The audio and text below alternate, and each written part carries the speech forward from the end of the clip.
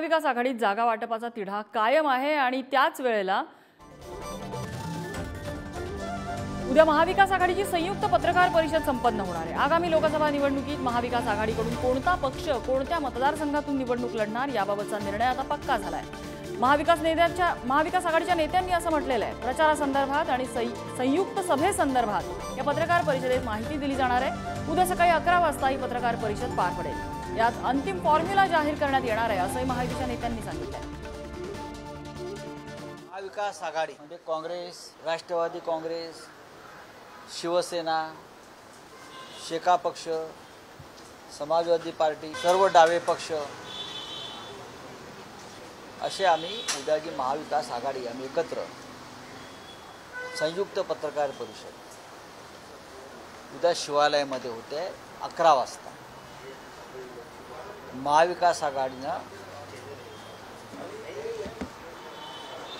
असं ठरवलं आहे, जागा वाटपासंदर्भात पुढली दिशा, पुढली रणनीती या संदर्भात उद्या सगळी जी माहिती आहे ती जनतेसमोर द्यायची। एकीकडे महाविकास आघाडीत कोणताही तिढा नाही असं म्हणत संजय राऊतांनी उद्याच्या संयुक्त पत्रकार परिषदेची घोषणा केली आहे, तर दुसरीकडे मुंबई, सांगली आणि भिवंडीच्या जागेवर विचार व्हायला हवा। तिन्ही जागांवर दिल्लीत विचार सुरू आहे। संदेशाची वाट पाहतोय असं बाळासाहेब थोरात म्हणाले आहेत।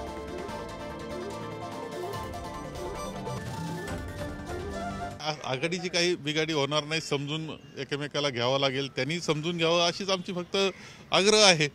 त्यांनी समजून घेतलं पाहिजे, लोक भावना समजून घेतली पाहिजे, आमच्या कार्यकर्त्यांची भावना समजून घेतली पाहिजे, हीच आग्रह आमचा आहे।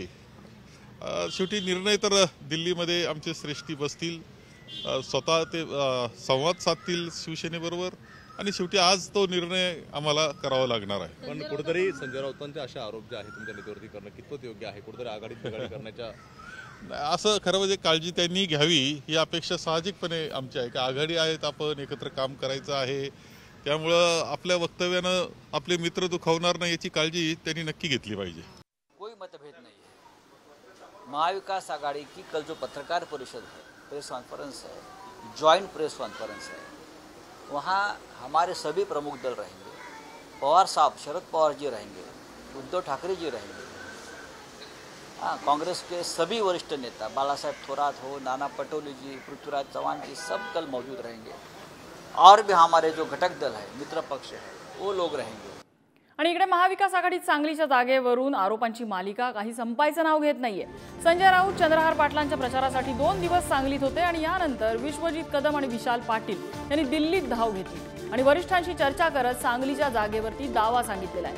या सगळ्यावरून राऊतांनी विश्वजित कदम यांच्यावर निशाणा साधलाय, त्यांचा पायलट असा उल्लेख त्यांनी केला आणि यावरून आता विशाल पाटील यांनी संजय राऊतांवरती निशाणा साधलाय। त्यामुळे सांगलीच्या उमेदवारीच्या वादामुळे महाविकास आघाडीत तेढ निर्माण होते का हे बघावं लागेल। दरम्यान संजय राऊतांच्या विश्वजित कदमांवरील टीकेवरून विशाल पाटील काय म्हणालेत आपण बघूया। त्यांना उद्देशून पत्र लिहिलेलं आहे की आपल्याला चिंतायचं आहे, त्यामुळे सर्वांनी निवडणूक लढण्याचे संकेत विशाल पाटलांनी दिलेले आहेत। हो, पण कोणत्या पक्षातून लढणार आहेत? मी त्यांचं एक भाषण मी आता आज सकाळी कोणतरी मला ऐकवलं, त्यांचे पायलट आहेत कोणीतरी एक, आणि ते पायलट जिथे विमान नेतील तिथे मी जाईन। आता ते विमान कुठे उतरवतात पाहावं लागेल। ते विमान फक्त गुजरातच्या दिशेने जाऊ नये। खासदार साहेबांनी आमच्या नेते विश्वजित कदम साहेब यांचा प्रत्यक्ष अप्रत्यक्षरित्या त्यांच्याबद्दल काहीतरी बोलणी केली आणि आजपर्यंत आम्ही थांबलेलो। आजपर्यंत विश्वजित कदम जे माध्यमांपुढे बोलत होते, जी सांगलीच्या जागेबद्दल भावना मांडत होते, ती काय भावना त्यांची एकट्याची वैयक्तिक नव्हती, ती माझी, दादांची, वहिनींची, बाबांची, ती सांगली काँग्रेसच्या प्रत्येक कार्यकर्त्याची, ती सांगलीच्या प्रत्येक जनतेचा आवाज, म्हणणं हे विश्वजित कदम मांडत होते।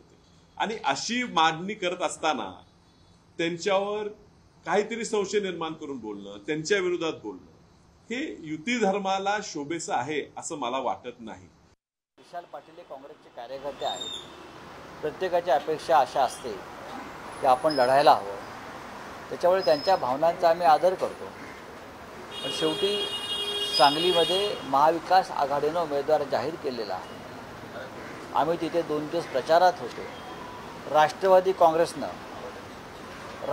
काँग्रेसनं सांगलीत महाविकास आघाडीचे उमेदवार चंद्रहार पाटील यांना पाठिंबा जाहीर केलेला आहे. त्याच्यामुळे आता विशाल पाटील किंवा अन्य जे काँग्रेसचे प्रमुख लोक आहेत त्यांच्याशी आम्ही चर्चा करू आणि काँग्रेसचे नेतेही चर्चा करतील. तर उमेदवार जाहीर करण्यावरही विशाल पाटील यांनी निशाणा साधलाय. बघूया ते काय म्हणाले आहेत. तुम्ही स्पष्ट भूमिका जाहीर केली, उमेदवार जाहीर केला तुम्ही, असं किंवा उद्धव ठाकरे साहेब असतील. मात्र काँग्रेसच्या वरिष्ठांची काही जबाबदारी होती की त्यांनी जर ते अगोदर स्पष्ट सांगितलं असतं त्यांच्या स्थानिक नेत्यांना जे काय चर्चा सुरू आहे, तर हा ठीक आहे, तो विषय आमच्या दृष्टीने तो वाद आणि विषय संपलेला आहे. काल माझी सांगलीतल्या सुद्धा प्रमुख काँग्रेस आणि राष्ट्रवादी काँग्रेसच्या नेत्यांशी चर्चा झाली. काल माझं विश्वजित कदम यांच्याशी माझं बोलणं झालं. आपण कार्यकर्त्यांच्या भावनांचा आदर केला पाहिजे या मताचा मी आहे, जसं आम्ही शिवसैनिकांच्या भावनांचा आदर करतो. मुंबई, दिल्ली या प्रत्येक स्तरापर्यंत ह्या उमेदवारीसाठी आपण प्रयत्नशील राहावं. सर्वांच्या मताची, विनंतीची विचार करून विश्वजित कदमांच्या नेतृत्वाखाली एकच उमेदवार माझ्या रूपानं काँग्रेस पक्षाने शिफारस करून दिल्लीला पाठवला. CECच्या कमिटीमध्ये सुद्धा विशाल पाटील हे एकच नाव करून त्या ठिकाणी निर्णय झाला.